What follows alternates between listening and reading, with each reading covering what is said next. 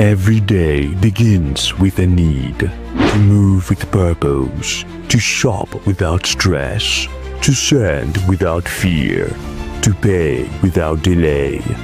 For every rider chasing time, for every home that needs restocking, for every voice that needs connection, for every dream that needs delivery.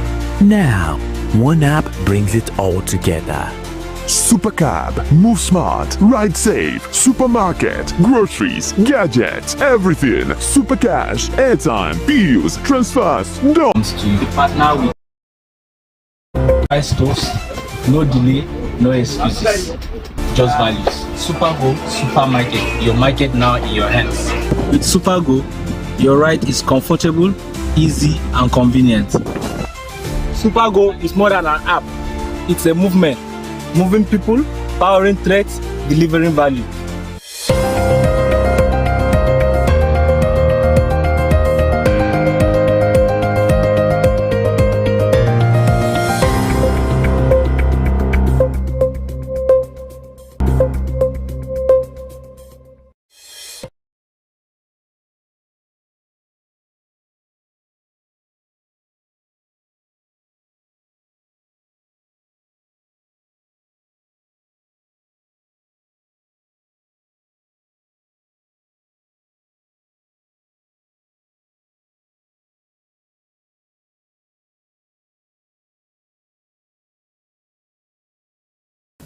And joining us in the studio today, the key voice in today's administration and key voice in the transformation going on in our state.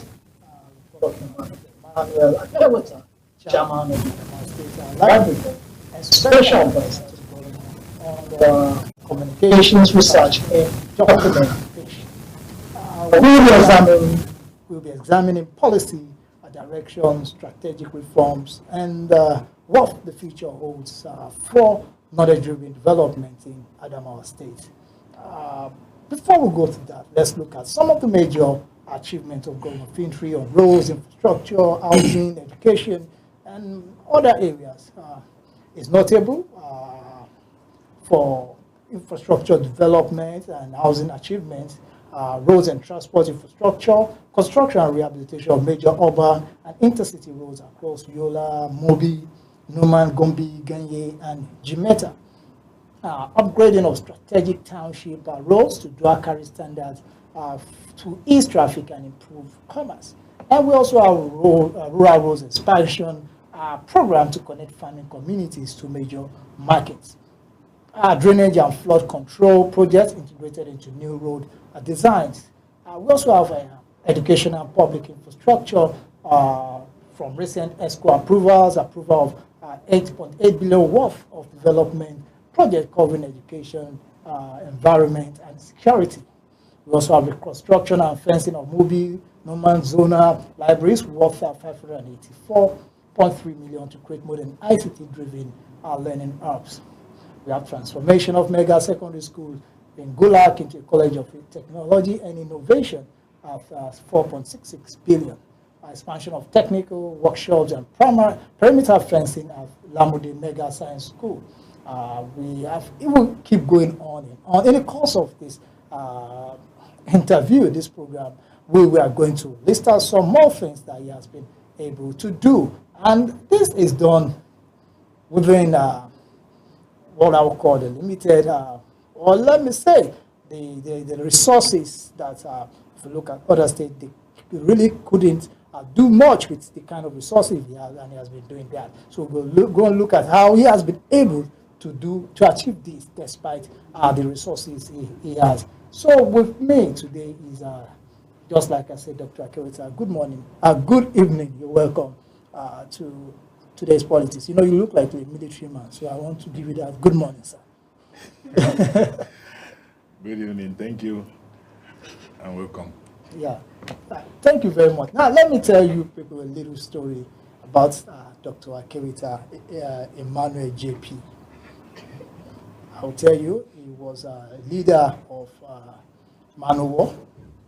He was someone I've known that always participated in every match past.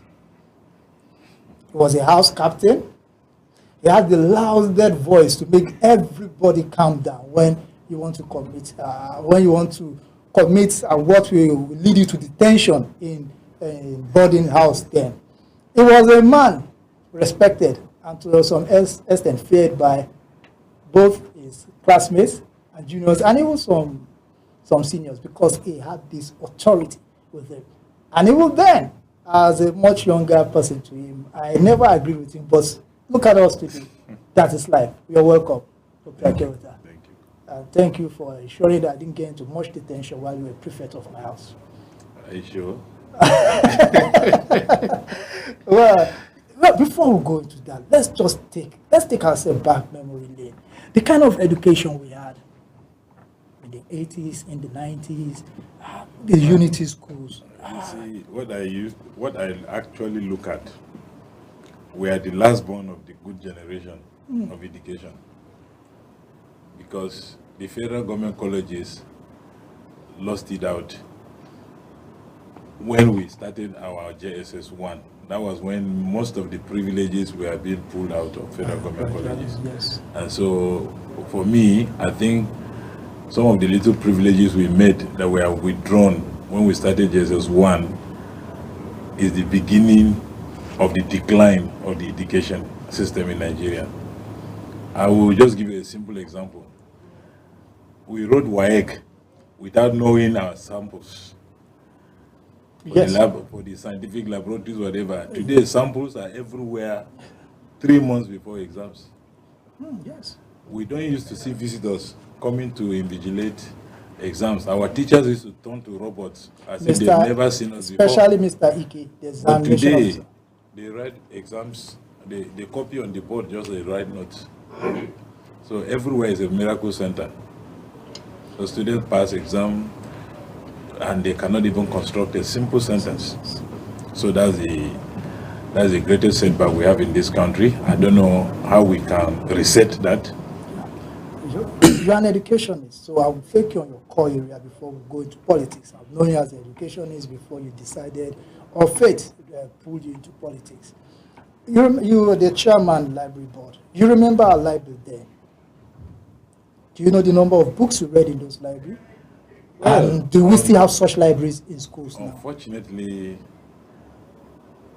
after secondary school, I wasn't a library man again. Throughout my university, I didn't enter a library. And it's amazing that I happened to lead the Adamawa State Library Board by fate. And going back memory lane, I remember all the Peseta series. There are about 180 something books. Yeah, Peseta. From JS1 to SS3, I read all of them. Some I repeated them. Yes. James Hadley Chase, I can't remember how many I have read. The African Writer the series. African Writer series, I can't remember how many volumes I have read. And so many other books.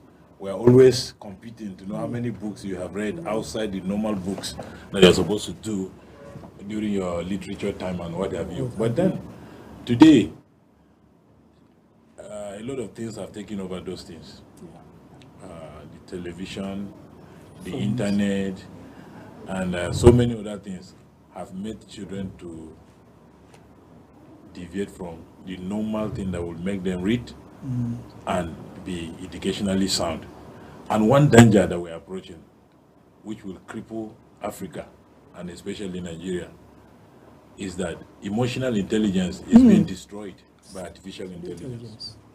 And it is an area that, if care is not taken, it's going to be disastrous for us because we are starting where we're supposed to stop. If we want to move faster than we should, and we are embracing artificial intelligence so soon, even when we are not done with the normal processes, emotional intelligence is in danger. So that's a sorry situation of our educational system. But I still believe there is hope. There is. When we have people who will actually want to turn around things and make them the way they should be, things will work for us. Okay. Now, the State Executive Council, that is the Adamawa State Executive Council, approved reconstruction of the Mubi and Numa zonal libraries. What does this intervention mean for education research and youth development in Adamawa State? Well, for me, I would say we are lucky to have a governor who has a listening ears. You know, I know along the side talks I've spoken with you, I told you when I was appointed chairman at the Master Library Board, people don't call me to congratulate me, but they call me to sympathize with me. You know, I say, I don't know, I shouldn't congratulate you. Why did they give you library board? And they say, "To, Aletemekeka." They are not happy that. But me, I saw that as an opportunity. If out of 1,000 or millions of people, you are being spotted out and say, "Come and do this responsibility," it behoves on you to actually do the right thing and try to bring out that area in the limelight. I took a personal tour of these facilities. I went to Ganye, I went to Numan, Mubi, and then within the Yola on a personal note to see for myself what those things are. And they were actually an eyesore. They are not supposed to be called government establishment with a staff strength of over 800. And then you see them living in debris. Not even, I will not call them dilapidated environments. They were actually debris. I took some photographs, did a little research, made a compilation, assembled the board members, and now requested to see His Excellency to appreciate him for the appointment and to tell him the true situation on ground. So when we were able to lay those issues before him, his first reaction was, "This is an ambush." So why did you come with all these horrible pictures? Are you coming here to indict me or whatever? I said, "No, sir. This is actually the real thing that we have seen. And we have come to tell you that we are your eyes, we are your foot soldiers, and we want you to do the right thing. We want you to intervene to bring back the glory of the fallen libraries." He said he has been doing much in the education, but his attention has not been drawn to the library. So he said, "I will assure you that I will intervene." And that is where we are today. He has actually taken a bold step by picking 2 out of 4. And by next year, I can assure you that he will still do the other 2 because he promised us he will put it on footage.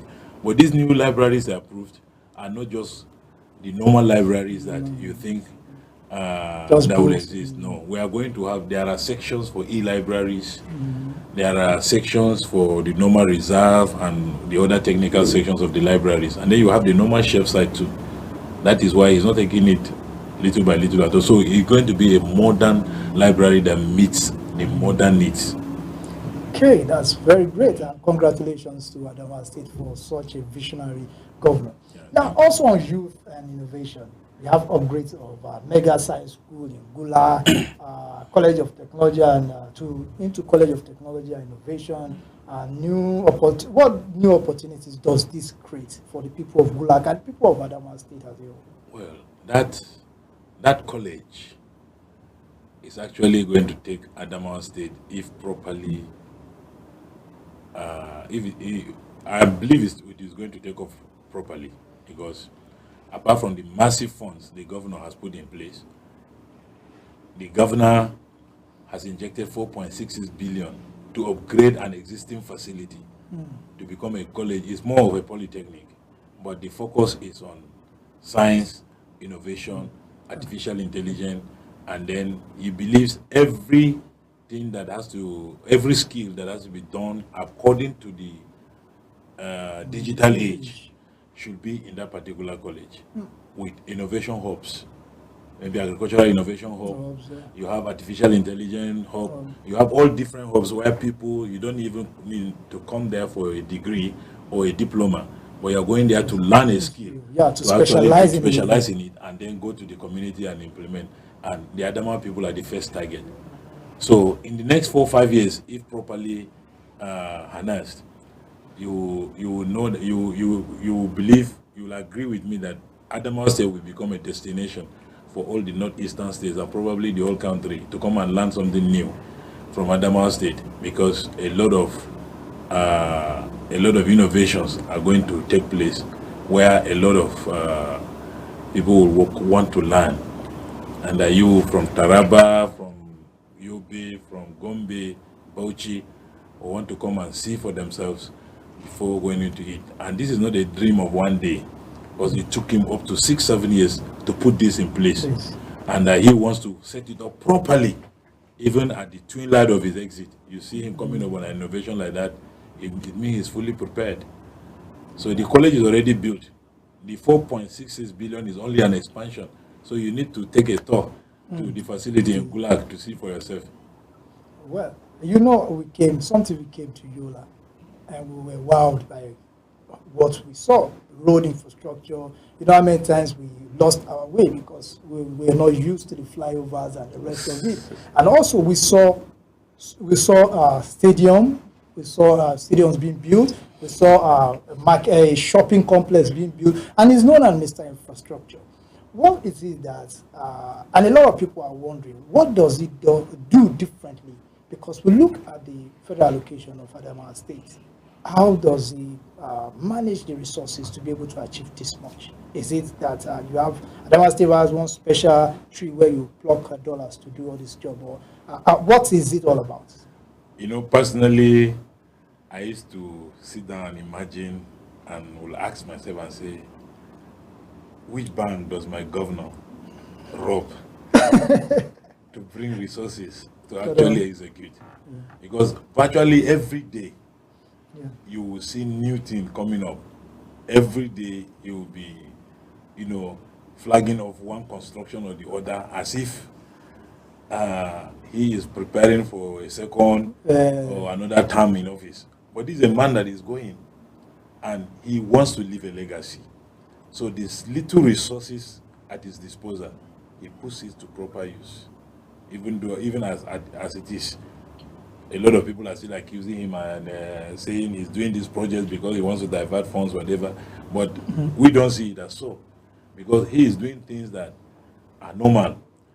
It may interest you to know that he pays for all exams below secondary school, in the secondary school. WAEC, NECO, MBIS, NAPTEP, whatever, all those things. He pays. And a child, if he wants to take the two exams, NECO and WAEC, he pays. It's automatic. So invariably, it means that everybody in Adamawa State, whether you like it or not, you're a direct beneficiary of government expenditure. He has taken away that burden. You know, sometime I went to Plateau, one local government in Plateau. I saw a lot of children dropping out of SS3 that they cannot pay, afford WAEC. I was like, wow. It is at this stage that I appreciated my governor, that this WAEC is not ordinary. It is not.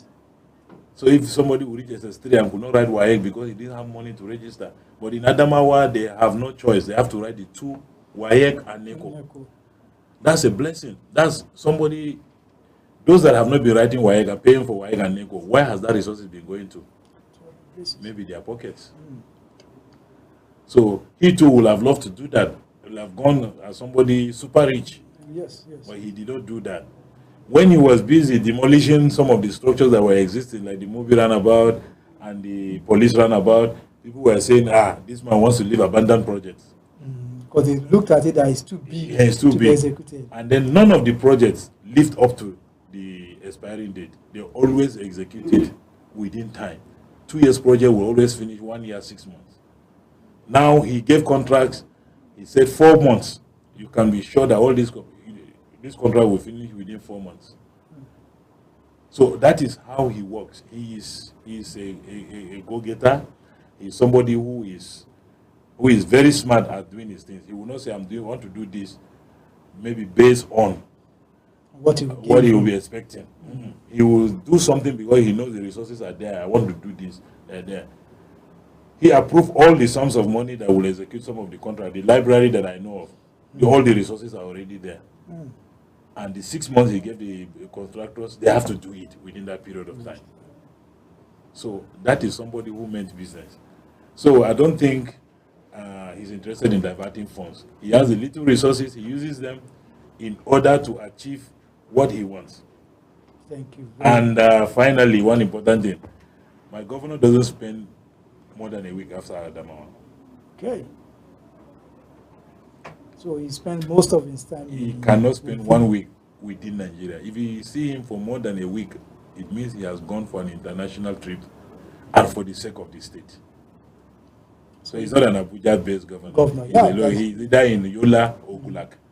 Okay, that's good. I think that will enable he's a him to grassroots know, man, yeah. what the people feel. So because he has that kind of character, then you know that's why he's working like that. So when you import a leader from Dubai to come and be your governor, or you bring somebody that from USA, he doesn't know the nook and crannies of your state, he will definitely mess up your state. Definitely. I think that is the advantage we're having, because we brought in somebody who is a local person from the rural area up to this stage. He has passed through different leadership levels to become a governor. He knows what the poor people need. And that is why I think Adamawa State is working. Well, there's this project you through the Commissioner of Housing and Rural Development, if I'm not wrong. Housing and urban. Okay, and urban development. 1,000 housing projects. You led us with the officials of the ministry to go and see work that's been done there, and I was shocked. 1,000 housing units just at the outskirts of. Is that outskirts of Yola or Jimeta? It is outskirts of Jimeta, but it's in Yola South. It's in Yola South, and the road network that never existed before there. The road is being fixed to that, and we also saw solar farms. We saw signs of hospitals to be built, and all of it. It's a complete community that is being built there. So, what do you think inspired him to come up with such a project? One, he wants to decongest the metropolis. 2, he wants to expand, and he wants to expand the metropolis as well. That's a Greater Yola Master Plan. He wants to achieve that. What's the name of that community? The community where it's called Makoyi. Yes. Makoyi. So he is expanding to that area, and our trip to that place, you have seen it. That it's not a bad idea to have 1,000 housing units, even without a community there. That 1,000 housing alone is a community on its own. How many of our words how many of our villages have 1,000? A minimum of 5. Does your village have 1,000 houses? No, my village does not. So a minimum of 5,000 people will live around that area. So that is massive.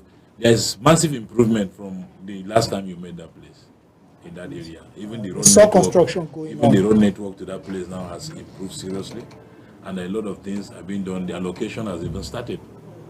They started allocating it to civil servants first. I think about 60% has been given to civil servants. Okay. So when they finish, about 40% will be given to politicians, businessmen, and federal civil servants. Okay, I think that's a good one. It's a project that I look forward to see it being executed, and that would be a place where a lot of you can do videos there, you can do documentaries there, and it's a place whereby anybody would love to raise up kids. You know, in the past we lived in quarters, and we know what it was to live in GRAs, to live. That gives us that quarters, that feeling of security, community security, where you know the next person living to you, the next person knows you, you know your child is maybe 2 or 3 houses away. I think that community, Makoyi, right? Malkoyi, that's great. Well, we will go for a short break right now. When we come back, we will still be discussing Dr. Amadou Fintiri with the Special Advisor on Communication, Dr. Emmanuel Akewitas Samaila. Thank you. Don't go anywhere. We'll be right back.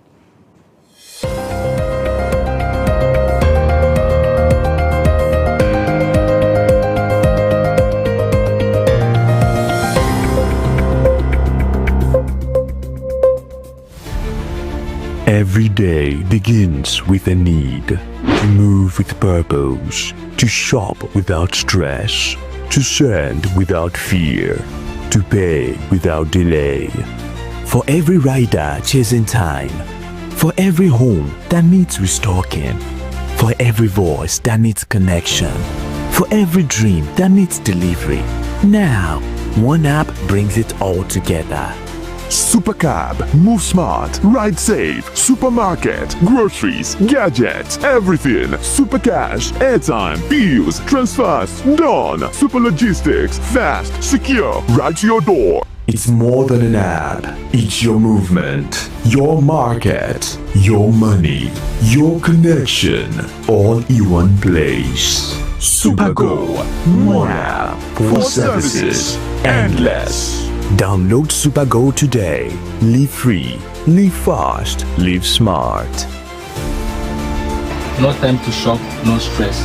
With SuperGo, your groceries comes to you. We partner with trusted vendors, verified stores, no delay, no excuses, just values. SuperGo Supermarket, your market now in your hands.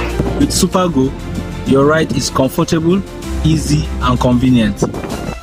SuperGo is more than an app. It's a movement, moving people, powering threats, delivering value. Do you want to score 280 and above in JAMB? At Taraba Business School, we can make your dream come through. Register now for our JAMB and CBT training. Intensive JAMB and WACE coaching classes with experienced teachers is ongoing. You will also be trained on computer-based training, CBT. Visit Taraba Business School today. We are located opposite Civil Service Commission, 183 Hamarua Way, Jalingo, Taraba State. You can call the following numbers for inquiries: 080 602 69140, 070 634 28464, 080 606 60861.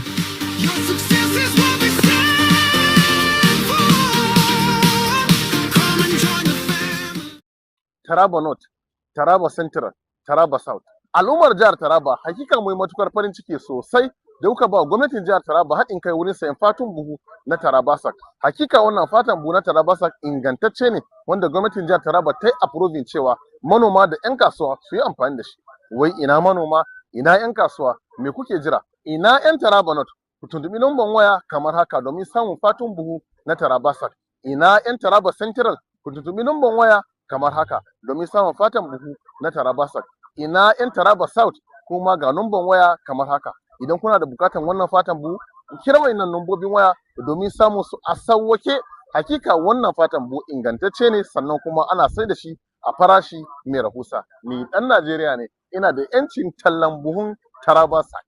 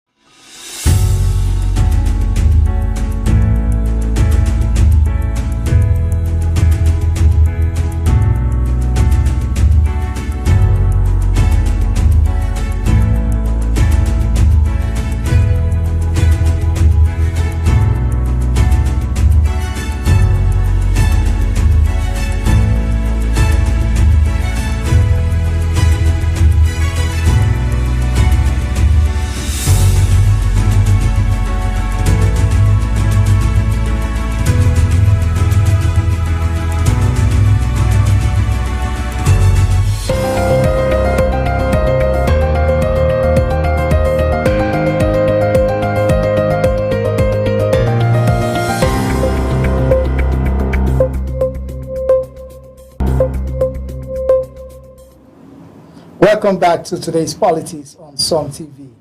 I'm your host, Abraham Minor Joda, and with me in the studio is Dr. Emmanuel Akeweta, who is the chairman of the library board, and he has been speaking so much on activities in Adamawa State, and you will agree with me that there's a lot to talk about Adamawa State with what Right Honorable Ahmadu Marufintri is doing in the state. And welcome back, Dr. Manuel. Thank you. You're welcome.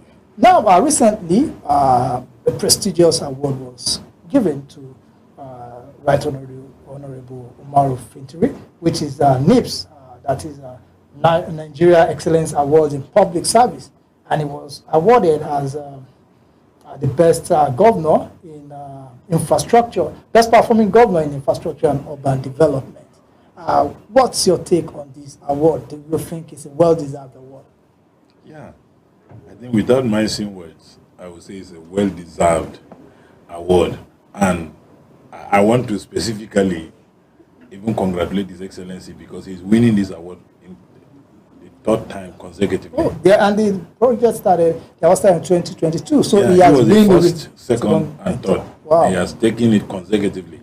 And you shouldn't be surprised. This is a governor that came and made a state in shambles. And at the moment, all the local governments have cottage hospitals. Wow. Those that were there and were moribund, he revived them. Those that were not having any, he built new ones. 9 of them are brand new from scratch. And then he upgraded some cottage hospitals to general hospitals. And he built one of the biggest laboratories in northern Nigeria, that you don't need to take samples to anywhere to run any test medically. Dialysis is being done in the state free of charge. Our children are no longer paying fees, like I kept saying, which is something that directly touches the poor people. And then the roads are massive, and he's still planning to do more. I think by the time he presents this year's budget ahead of next year, you'll be thinking that this man wants to do an impossible thing, because this year he said is a year of service. Next year I don't know what year he will be naming it, but from the way I'm looking at it, next year is going to be explosive again. Unlike other people that will be going in for campaigns and whatever. Go to Adama, you will see less of posters for people who are campaigning, because the body language to come out and say I want to be governor is not even there. People are literally waiting for him to anoint a candidate, which he's not willing to do. He said he will want to have a grassroots politician like him that will continue from where he has stopped. So he has done so many things that even outside, and he's in an opposition. And all the 3 awards were given to him by the opposition. Buhari is an opposition president, he gave him. Tinubu came, gave him, and now gave him again. That's to tell you that he is outstanding. And anybody who has not been to Yola for 5 years, if you go there, you will definitely get lost. While driving through, you think, I know Yola is a small community, let me just go, you will get lost. I was like a village. Even indigenous who have been there. So it is basic that it's not a lie. It's not something that he bought with money. It is something that you see it. It's very glaring when you come to Adamawa State that we have a doing governor, and that is why we call him the transformer. Yes. He's a talk and do governor, and he has so many appellations. In fact, I cannot mention all of them, but he is the talk and do governor. When he says I will do this, it's a matter of time. He will definitely do it. Okay, thank you, Doctor. Now, I would like to ask you, we're now going to politics to round up this. We can't do all this without talking politics. Excuse me. Where a lot of people have been asking questions about, this is the second term of the government. It can only go higher. What do you think are his plans for 2027, especially with the party that is facing a wave of defection? What do you think? I'm not trying to throw you under the bus, but just give your general view of what you think His Excellency is doing towards his political career in 2027. Well, I wouldn't say you are putting me under any duress, but I know that my governor is a very bold person, and he is like the proverbial man, proverbial priest that does not fear anyone, does not fear the man with red eyes or whoever that he has. He's on his own. He will tell you that he doesn't have any godfather. So if he wants to defect tomorrow, he will announce that I want to defect tomorrow. And since he has not said it and he remains in PDP, I believe him that he is in PDP. And if he says I'm defecting tomorrow, you can be sure that a lot of people will go with him, not because they love the party he wants to join, but because they are following somebody whom they understood, whom they know that he will lead them correctly. As for him, concerning his ambition, we're actually wishing that if he will fly the kite, I have not seen a better Nigerian that will be president, that will turn around Nigeria like Ahmadu Umaru Fintiri. Wow. I have not seen. That is quite grand from you. Yes. Well, Nigerians. So I always postulate that he gave us fresh air in Adamawa. Fresh air should go across Nigeria. Okay. So irrespective of whatever imbalance we are talking about, I think all this south, north, whatever, they should stop that dichotomy and say, let anybody should contest.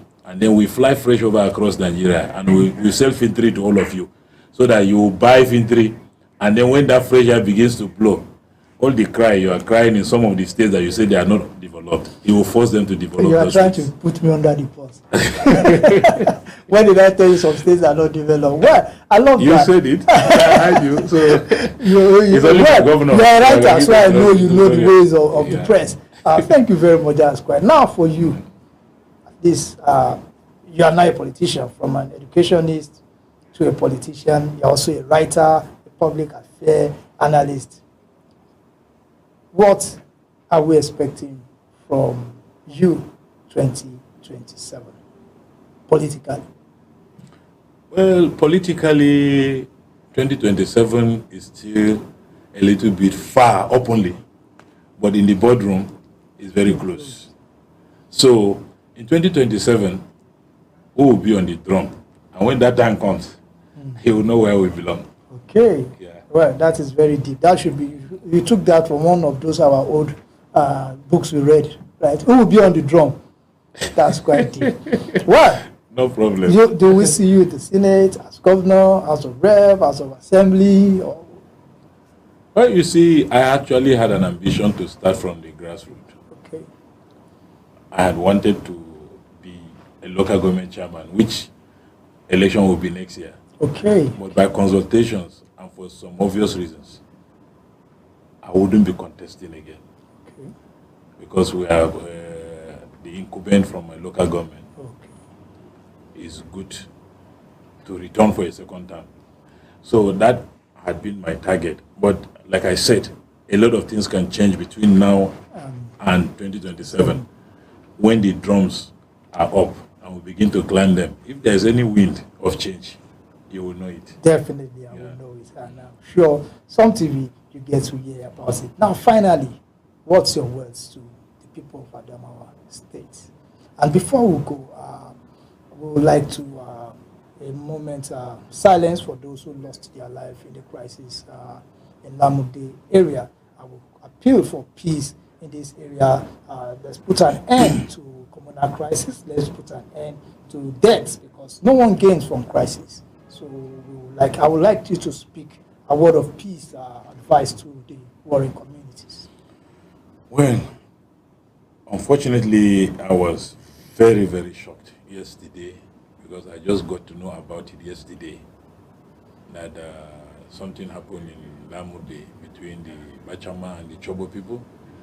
It was a shock to me, because it is not up to a week when the community leaders met, indoors with His Excellency to sign a peace accord. What went wrong? Who is responsible? Who is that mole that actually caused another disruption? That particular peace accord that was signed before His Excellency did not even leave the table. And then there's another crisis. It doesn't give us anything. It doesn't all go well for us. And then this life is just, we are like flowers. When it's gone, it's gone. We don't have it again.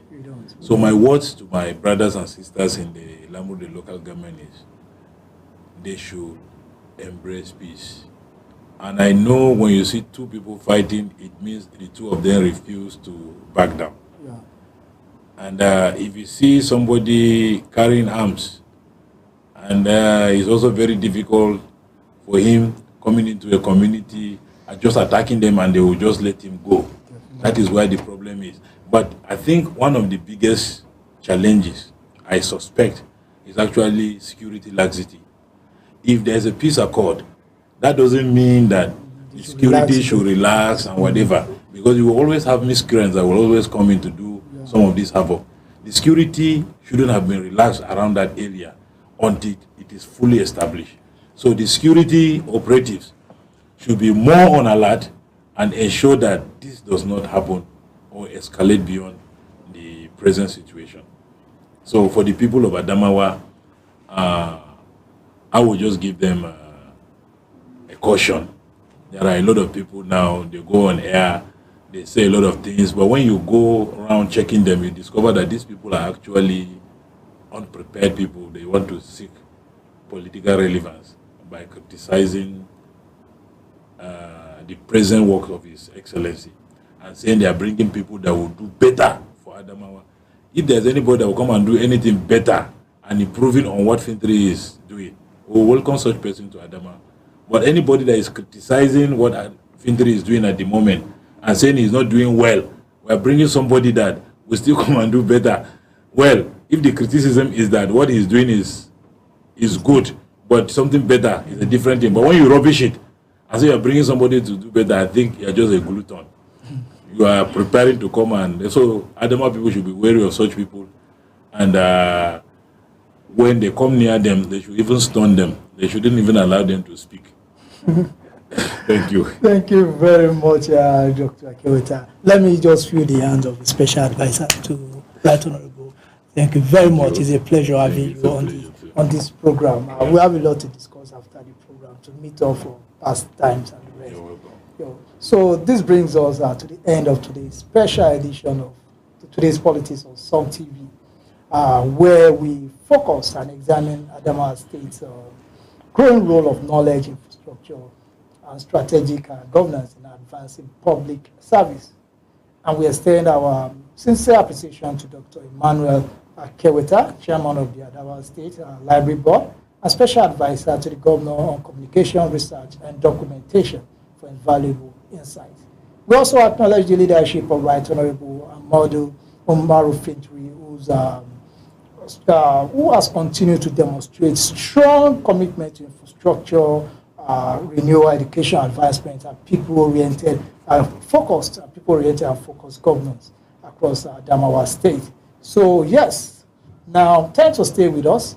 I'm your host, Abraham Minor Judah, and I'm reminding you that this is Some TV. You can watch us on Facebook at Some TV, and you can watch us on YouTube at Some TV Live, and you can watch us on other platforms at Some TV Live. Thank you for joining today's Politics. Good evening.